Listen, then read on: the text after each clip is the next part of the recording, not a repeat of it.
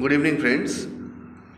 আমি যেমনটা বলেছিলাম যে আমার এই চ্যানেলের পারপাস হচ্ছে ইংরেজিটাকে সহজ করে আপনাদের সামনে তুলে ধরা, এবং সেই কারণে আমি মূলত আমার ভিডিওগুলো বাংলা এবং হিন্দিতে করব, এবং তার সাথে সাথে সাইমালটেনিয়াসলি আমি ইংরেজিটাকেও ইন্ট্রোডিউস করব, কীভাবে সেখানে ইংরেজিকে ইউজ করা যায়, ইংলিশের স্পিকিং পাওয়ারটা বাড়ানো যায়, আরও বেশি পরিমাণে অ্যাকিউরেট করা যায় সেটা বলার চেষ্টা করব। মূলত দু তিনটে জিনিস খেয়াল রাখা খুব দরকার। সেটা হচ্ছে, যখন আমরা ইংরেজিতে কথা বলবো তখন আমাদের প্রাথমিকভাবে কিন্তু ইনিশিয়ালি প্রচুর ভুল হবে, প্রচুর ঘাবড়ে যাব। যেহেতু নতুন কিছু শিখছি, অ্যাপ্লাই করছি, বুঝে অ্যাপ্লাই করছি, সেহেতু কিছু কিছু জায়গায় ভুল হবে। ভুল হওয়াটাই স্বাভাবিক, ভুল না হওয়াটাই হচ্ছে অস্বাভাবিক ব্যাপার।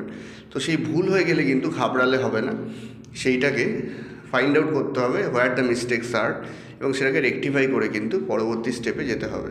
এবং চেষ্টা করবেন রোজ অন্তত 30 মিনিটস থেকে 1 আওয়ার প্র্যাকটিস করতে।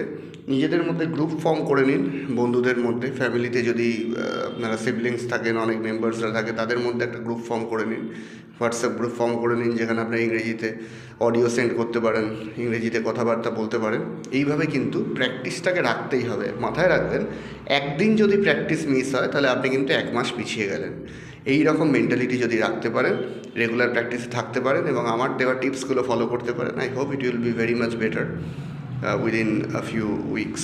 Thank you.